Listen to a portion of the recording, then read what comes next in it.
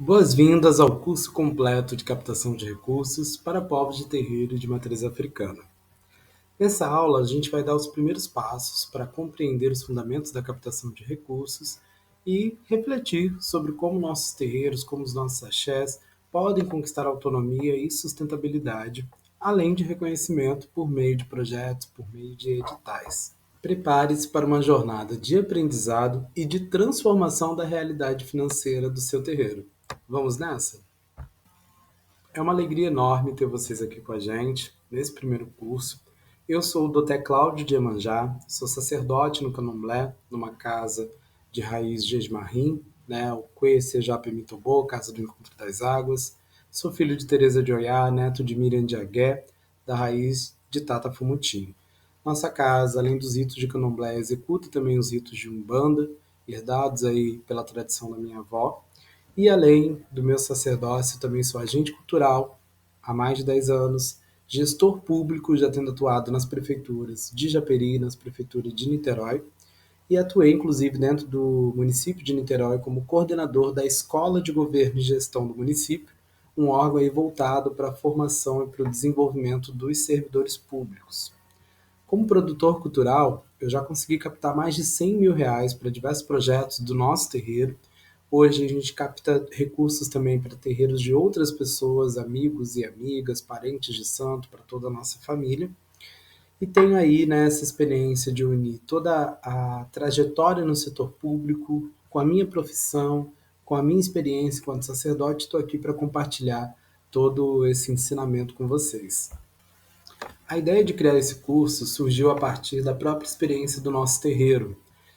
Como vocês podem ver aqui na foto, né, nós somos uma família de axé que tem aí 3 anos de existência. Né? Eu nasci, fui iniciado no terreiro da minha avó e há 3 anos atrás abri a minha casa e tive ali num primeiro momento diversas dificuldades financeiras para conseguir implementar a estrutura do nosso barracão. E aí eu utilizei o conhecimento que eu já tinha dentro do setor público, né, sabendo que os municípios onde eu trabalhei criavam diversos editais, né, fornecendo recursos financeiros para diversas ONGs, instituições religiosas, que fizessem ali um trabalho de promoção da cultura, de promoção do bem-estar social. E aí, a partir dessa experiência, eu comecei a executar isso para dentro da nossa casa de axé, com a ajuda, né, da minha família, das EQEDs, orgãs, as filhas e filhos de santo, né, que traziam ali os seus diversos saberes e transformavam isso em projetos sociais para ser aplicado para a nossa comunidade. Agora a gente vai falar um pouquinho sobre a estrutura do curso, né? O que a gente vai aprender ao longo desse curso, apresentar aqui para vocês. No módulo 1, Fundamentos da Captação de Recursos, a gente vai entender um pouquinho do papel político e social dos terreiros, por que os recursos dos editais são direitos e não esmolas, qual o panorama dos editais no Brasil e onde a gente consegue fazer a captação de recurso, os casos reais de sucesso que a gente já conseguiu realizar, né, diversos projetos aí de matriz africana. No módulo 2, a gente vai falar um pouquinho sobre a estrutura institucional necessária, então o que a gente precisa para conseguir captar recurso. A gente vai falar como obter determinados documentos básicos, como CNPJ, como criar um estatuto para o seu barracão para que ele seja reconhecido juridicamente, como abrir uma conta jurídica, como emitir diversas certidões, além de modelos possíveis de organização, né, e como preparar a sua casa, de fato, para estar apta a receber esses tipos de recurso. Já no módulo 3, onde encontrar editais, a gente vai falar um pouquinho sobre as principais fontes públicas e privadas que existem para que você consiga obter recursos para o seu terreiro, como analisar esses editais e identificar as principais oportunidades. Vamos ter alguns exercícios práticos de leitura de editais reais, então editais que foram abertos, editais que a gente participou, o que esse edital pedia, como a gente prosseguiu, qual foi o tipo de projeto que a gente fez. No módulo 4, a gente vai falar da elaboração dos projetos em si. Então, a gente vai abordar um pouquinho da definição do problema, os objetivos do seu projeto, a justificativa. Vamos estruturar metas e indicadores de impacto, algo que é aí solicitado em diversos tipos de editais, além de trazer exemplos práticos de projetos possíveis. Né? Eu estou sem nenhuma ideia do que fazer. A gente vai trazer aqui para vocês, né, diversos exemplos de projetos que já existem que você pode aplicar dentro do seu axé, dentro do seu terreiro. No módulo 5, de elaboração de projetos também, só que aí a parte 2, a gente vai falar como montar um orçamento de forma estratégica, como estruturar um cronograma e um plano de trabalho para que você consiga cumprir os prazos, né, do que o seu projeto estipula, do que o edital pediu. Vamos ter aí algumas oficinas, né, online de construção de orçamento simplificado. Então, poxa, Pai Cláudio, estou com essas ideias aqui, como eu faço um orçamento para essa ideia? A gente vai trazer ali exemplos ao vivo de como fazer. No módulo 6, a gente vai falar um pouquinho sobre as inscrições nesses editais, né? Quais as plataformas de submissão, quais os documentos e formulários mais comuns que são solicitados. Vamos fornecer para vocês um checklist prático de inscrição, né? A simulação de um envio de projeto em tempo real. Então, a gente vai tentar aqui, né, subir os projetos um por um, fazer uma breve simulação para entender, né, se estaria dentro dos critérios, se o projeto de vocês está ok. No módulo 7, a gente fala um pouquinho sobre execução e prestação de contas, algo extremamente importante, porque a partir do momento que você receber o recurso, né, e executar o seu projeto, depois você vai ter que fazer uma prestação de contas dele, e aí a gente vai ensinar como executar o projeto de acordo com o plano que você aprovou, como organizar as suas notas fiscais e recibos para que você não tenha nenhum problema na prestação de contas, além de ensinar também como fazer bons relatórios para anexar na sua prestação de contas sem nenhum mistério. No módulo 8, a gente vai falar um pouquinho sobre a importância de uma rede de apoio e sustentabilidade, né? Então, como criar redes de casas de axé ali ao seu entorno para vocês poderem captar recursos coletivamente e assim conseguir montantes ainda maiores. Como fazer parcerias com coletivos, universidades, instituições e também uma construção aí de um banco de ideias para projetos futuros, né? Então, a gente tem aí como acessar esse banco ao longo do período do curso para vocês poderem pensando aí ideias que vocês possam colocar dentro do barracão de vocês. E aí, para falar um pouquinho, né, do papel político e social dos terreiros, a gente vai começar refletindo o seguinte: os terreiros eles não são espaços apenas litúrgicos, religiosos, né? Desde a fundação das nossas casas de axé, desde os primórdios, desde os princípios, os nossos terreiros eles funcionam como núcleos espirituais e culturais, porque além de trabalhar a espiritualidade, a gente está ali compartilhando de um idioma ancestral, né, que atravessou o oceano na diáspora, e a gente tem aqui os resquícios dessa língua, desses idiomas presentes nos nossos cultos de matriz africana. Nós somos espaços de memória e identidade, porque cada nação do candomblé, cada vertente da Umbanda, cada vertente de culto de matriz africana representa a memória aí de um tempo, de um período político e social que aquela identidade, que aquela cultura foi construída, né, aqui no Brasil. Nós somos também centros de cuidado, centros de resistência, centros de convivência comunitária. Então, quando o filho de santo chega numa situação de vulnerabilidade, seja uma vulnerabilidade econômica, uma vulnerabilidade social, ou até mesmo ali, né, com um mal-estar, passando por algum processo, passando por alguma dificuldade, e você exercita, né, um processo ali de cuidado com ele, você determina enquanto pai, mãe de santo, né, ali uma medicina ancestral, um banho de erva, uma defumação, você está fazendo ali do espaço do seu terreiro um centro de cuidado, né, de atenção à saúde, de atenção psicossocial. Então, por esse motivo, também a gente tem um papel social muito importante enquanto terreiro. Além do aspecto político, social como um todo, né? A gente entende que a construção do nosso país foi feita a partir de um episódio muito triste, né, e ao mesmo tempo muito problemático do mundo moderno, do mundo contemporâneo, do mundo ocidental, que é o episódio, né, do tráfico de pessoas escravizadas, da invasão colonial no continente africano. Então, o nosso culto por si só, ele já tem um aspecto político muito importante de resistência, né, em relação a todo esse período colonial, em relação a todo esse período de escravidão da construção do nosso próprio país. Então, cada terreiro ele tem uma importância social e política de combate ao racismo, de combate a estereótipos, de combate à demonização das nossas práticas e da nossa cultura. Logo, por conta de todos esses fatores, nós estamos aí extremamente aptos para fazer captação de recursos e financiar essas atividades todas que a gente exercita do nosso terreiro.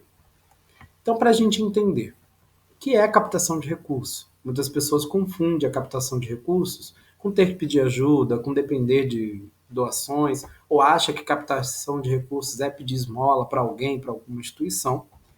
E a gente está aqui para mostrar que não. Captação de recursos não é esmola. É acessar recursos que já são nossos por direito, tá? Então a gente tem direitos já garantidos de fazer esse tipo de captação, de transmitir esses recursos que estão aí disponíveis em diversas esferas para dentro dos nossos sachês e executar aquilo que a gente já faz no nosso cotidiano. Só que para que a gente esteja apto a fazer a captação de recursos, nós precisamos transformar as nossas ações, que a gente já realiza, em projetos estruturados. E ao longo do curso a gente vai entender como estruturar esses projetos, tá bem? Mas falando um pouquinho da importância desse ciclo da captação de recursos, né? Por que captar recursos? Quando a gente cria ali um projeto, começa a captar recurso e o recurso vem para dentro do terreiro, além de financeiramente a gente está potencializando ali, né, o caixa, a entrada de recursos do nosso barracão, a gente vai estar gerando também um impacto muito mais bem estabelecido e programado na nossa comunidade, porque parte dessas ações, desses projetos, você pode disponibilizar para a comunidade ao redor do terreiro, né, para as pessoas que visitam a sua casa. E a partir desse impacto, comprovando esse impacto, você consegue captar cada vez mais recursos e promover aí uma sustentabilidade dos seus projetos, uma sustentabilidade das atividades do seu terreiro. Então você não vai precisar, né, ficar toda hora criando um projeto novo. Aquele mesmo projeto ele pode ir crescendo e captando cada vez mais recursos, encontrando cada vez mais parcerias. Mas você precisa ter um projeto bem estruturado e entender, né, como fazer, como realizar cada uma dessas partes necessárias aí para o dinheiro chegar nas nossas contas. Então vamos falar um pouquinho do panorama da captação de recurso no nosso país. Onde a gente consegue de fato captar o recurso? Para quem a gente vai ali solicitar o recurso que o nosso projeto exige? Nós temos algumas opções diversas, né? Uma das primeiras opções são os editais, editais de chamada pública, de chamada aberta. A gente tem editais nas esferas federais, estaduais e municipais. Então, se eu for participar de um edital de uma esfera municipal, eu vou concorrer com outros agentes culturais, com outras instituições, com outros terreiros, somente do meu município, né? Então existem, cada município no Brasil, ele pode ter ali políticas, né, de transferência de recursos de um programa do governo federal ou de recursos próprios ali do município para incentivar, para promover a cultura, a saúde, a educação, e ele pode fazer isso em parcerias, né, com outras organizações, com outros coletivos, como são os casos dos terreiros, né, das casas de santo, e aí ele vai realizar um edital, uma chamada ali para que as pessoas se inscrevam. A gente tem editais nas esferas estaduais, então são editais onde você vai concorrer com outras pessoas, com outros proponentes, né, outros agentes do seu estado. A gente tem os editais federais, onde você pode concorrer aí com pessoas do Brasil inteiro, né, com organizações, instituições de todo o país. Além desses editais, né, públicos, a gente tem também editais privados ou de fundações, né? Existem diversas empresas privadas que possuem ali um setor, né, de promoção de cultura, de promoção de saúde, como uma forma também, né, de entregar de volta parte dos recursos que essas empresas utilizam da sociedade.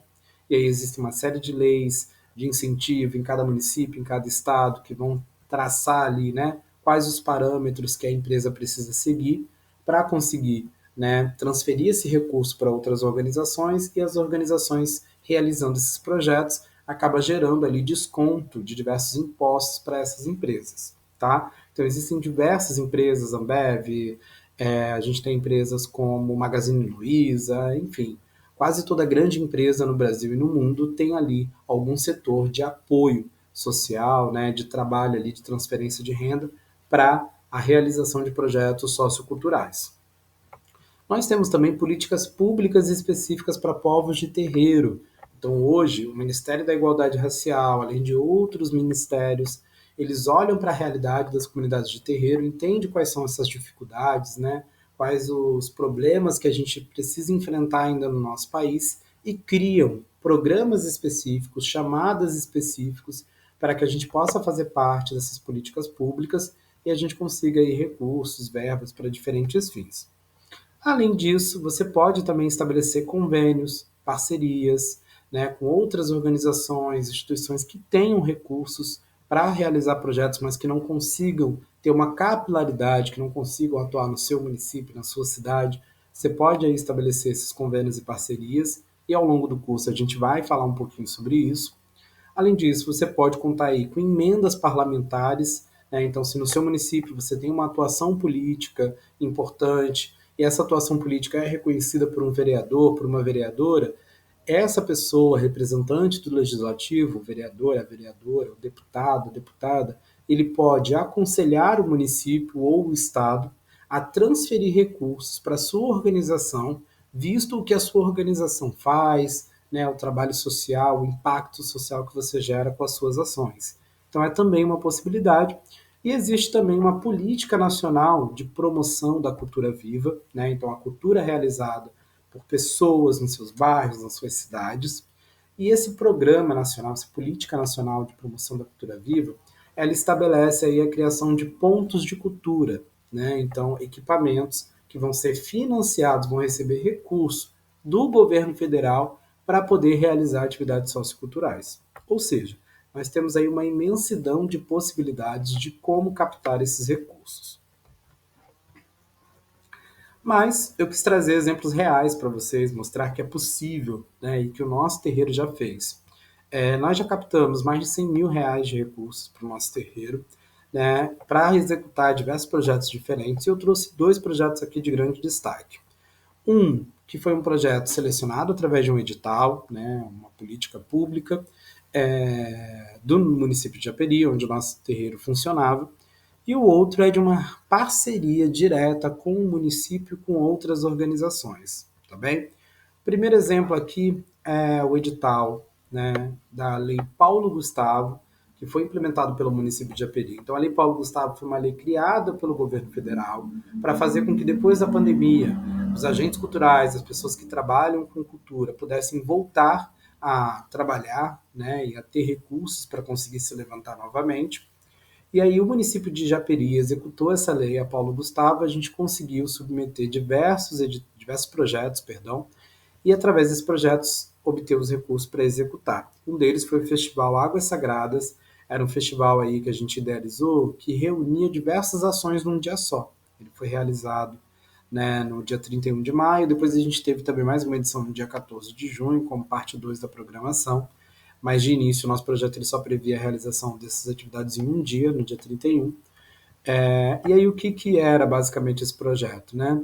A gente tinha ali uma tradição de fazer entregas de presentes para Iemanjá, para a Mãe das Águas, num rio Guandu, que é um rio enorme que corta boa parte do estado do Rio de Janeiro, fornece água para boa parte do nosso estado, e parte do rio Guandu passa ali em Japeri, passava pertinho do nosso terreiro. Então a gente já tinha esse hábito de fazer presentes para Oxum, para Iemanjá e depositar ali no rio, até que a gente colocou dentro da programação do festival uma entrega de presente para Iemanjá e para Oxum, junto dessa entrega de presente uma roda de conversa ali nas beiras do rio, falando sobre a importância de preservar aquele espaço, de preservar aquelas águas, a importância daqueles recursos hídricos para a nossa sociedade, e aí convidamos pessoas do bairro para estar lá presente, para ver, né, essa entrega dessa oferenda e conversar com a gente sobre essa temática ambiental. Depois a gente teve ainda um almoço dentro do nosso barracão, com exibição de filmes, né? E aí tinha um outro projeto de uma filha de santo que também foi aprovado, que é o Cine Clubinho. O Cine Clubinho, ele tinha recurso próprio, né? Então ela tinha ali o dinheiro para poder executar as sessões de cineclube e a gente juntou com o nosso festival, com a programação, e aí transmitimos ali, né, alguns filmes, debatemos sobre esses filmes, tinham filmes voltados para as crianças, e aí a gente pôde fazer uma conversa ali com as crianças, foi uma experiência incrível, e terminou com um candomblé em festividade, em louvores e abás, né, as Mães d'Águas. Então, tudo isso estava previsto dentro do nosso projeto, com recurso para cada uma dessas atividades, e a gente conseguiu ali passar na seleção e trazer esse recurso, realizar, né, o projeto no nosso barracão. Aqui à direita, vocês vão ver essa fotografia, né? Um post que tem lá no Instagram, gente. Quem quiser entrar no Instagram e ver como foi, né? Todos esses projetos que a gente executou, tem lá no nosso feed. Esse segundo projeto, né? Ele foi, na verdade, um evento feito pelo município, né? Era o Dia da Consciência Negra, dia 20 de novembro. O município de Japeri resolveu fazer ali um evento, e aí dentro desse evento, além da programação do que a prefeitura pensou, nós estávamos junto na construção, justamente porque a prefeitura entendia, né, o município, de que a gente executava diversos projetos ali, e aí começou a convidar a gente para pensar junto com a prefeitura, né, de como construir eventos voltados para a temática racial, para a temática religiosa, né, temática envolvendo aí povos de matrizes africanas. E aí dentro da programação, né, do evento, falando sobre consciência negra, debatendo ali as questões raciais, a gente propôs um AG1 coletivo, né? Então a gente propôs ali que fosse servido na praça da cidade, né, uma quantidade de comida, de alimento para quem estivesse passando, para todas as pessoas, moradores ali do bairro, moradores em situação de rua, né, qualquer pessoa que passasse podia sentar na mesa com a gente, comer daquele alimento, com o recurso que foi disponibilizado pelo município e a gente executou. Então a gente recebeu aquela verba, a gente fez a compra dos insumos, dos materiais, a gente botou, né, dentro da planilha do orçamento tudo que iria precisar, e aí o município ele disponibilizou esse recurso para que a gente executasse essa ação e foi uma ação incrível. Para além disso, a gente faz diversas rodas de conversa, a gente continua com a exibição do Cineclube, a gente tem uma série de projetos que a gente toca no nosso barracão e que são financiados através desse tipo de recurso que a gente foi lá e captou e que hoje, inclusive, representam aí uma grande parte da renda dos filhos de santo da casa. Né? Tem diversos filhos que trabalham com isso agora em tempo integral. São agentes culturais que fazem captação de recursos, que criam projetos e executam esses projetos, né, ali no seu entorno, dentro do nosso barracão e fora também. Então a gente vê, né, a partir dos exemplos que a gente trouxe, a partir do que a gente falou aqui do panorama, da quantidade de oportunidades que existem, né, para que a gente possa captar recurso, diversos tipos de editais, diversos tipos de parcerias, de convênios, que a captação de recursos ela é possível e ela está sim ao nosso alcance. A gente tem aí todo um mito de que é muito difícil, é muito burocrático. Alguns, quando começam a estudar sobre captação de recursos, se apavoram, né, com a quantidade, às vezes, de documentação que um edital pede, ou do parecer, da linguagem técnica que é utilizada ali para que o parecer seja favorável ao seu projeto, e a gente acaba ficando com medo, assustado, mas a gente está aqui para mostrar que é possível, que não é tão difícil assim, que a partir do momento que a gente aprende a fazer, fica tudo muito mais fácil. Hoje a gente tem diversas tecnologias também que podem ajudar a gente em várias etapas, né, desse processo aí de elaboração, execução e prestação de contas dos nossos projetos. Então a gente quer compartilhar tudo isso com vocês, né? Como utilizar ferramentas de inteligência artificial para otimizar o tempo que a gente perde ali, né? Que a gente perde não, que a gente investe na escrita de um projeto, ferramentas de gerenciamento de tempo, ferramentas de gerenciamento de atividades. A gente quer compartilhar tudo isso com vocês ao longo das próximas aulas. E aí gostaria de propor aqui uma primeira tarefa, né? E essa primeira tarefa é vocês pensarem na casa de vocês, junto com, né, a comunidade de terreiro de vocês, duas ações, ou que a sua casa já realiza, né? Aqui em casa a gente já tem o hábito de distribuir quentinha, de fornecer alimento para os moradores da região. Aqui em casa a gente já tem o hábito de dar aulas de atabaque, aqui em casa a gente já dá aulas de dança afro-brasileira, aqui em casa a gente faz algum tipo de acolhimento para pessoas que estão com dificuldade, para tirar um RG, para emitir uma determinada documentação. Então, qualquer ação que você faça no seu terreiro voltado para a sociedade, voltado para as pessoas que adentram a sua casa, pode ser aí uma possível ação de captação de recursos. Então, lixe aí essas duas ações para que a gente possa debater nas aulas ao vivo, né, e eu poder te orientar também, te dar essa mentoria de como te ajudar a construir projeto a partir dessas ações. E se caso vocês ainda não executam nenhuma ação desse tipo no terreiro de vocês, idealize, pense o que vocês gostariam de executar na casa de vocês para que a gente possa transformar isso em projetos reais. E aí, na próxima aula, a gente vai detalhar toda a estrutura institucional necessária para a captação de recursos. Quais os tipos de documento, onde emitir, quais os prazos, tudo aquilo que você vai precisar de estrutura institucional para conseguir estar apto para, na hora que o seu projeto ser selecionado, você ter ali toda a documentação já preparada para receber o recurso e conseguir executar tudo certinho, tudo direitinho, no tempo que o seu projeto pede. Beleza? Então nós chegamos ao fim da nossa primeira aula. A gente viu hoje que a captação de recursos ela é possível, muitas vezes necessária para os nossos terreiros, né? Hoje a estrutura que meu terreiro tem, boa parte do mobiliário, boa parte das ações que a gente executa vieram, né, de projetos de captação de recursos. Muitos terreiros já fazem, mas infelizmente não é uma realidade compartilhada com todo o povo de santo, com todo o povo de axé. Então a gente vai, ao longo dessa jornada, ao longo das próximas aulas, te ajudar a conseguir captar recursos, a conseguir trazer dinheiro para dentro do seu barracão. E vou deixar aqui já disponível, né, o arroba da gente no Instagram, nas redes sociais, né, no TikTok. A gente tem aqui casa.encontro das águas, que é o Instagram do nosso terreiro. O meu Instagram pessoal, doté.claudio. Tem também o meu e-mail para quem quiser entrar em contato, né, quiser pedir algum suporte, alguma dúvida, pode me mandar e-mail. E tem também aqui, né, o nosso número de WhatsApp comercial, onde a minha filha, que é de Micaela, ela vai atender, dar suporte para quem tiver dúvidas sobre como conseguir se matricular no curso, sobre qualquer outras dúvidas que vocês tiverem, tá bem? Agradecer a atenção de quem acompanhou essa aula até o final e dizer que eu já estou ansioso para encontrar vocês na nossa aula ao vivo. Um beijo, um abraço, muito axé para vocês e até a próxima aula.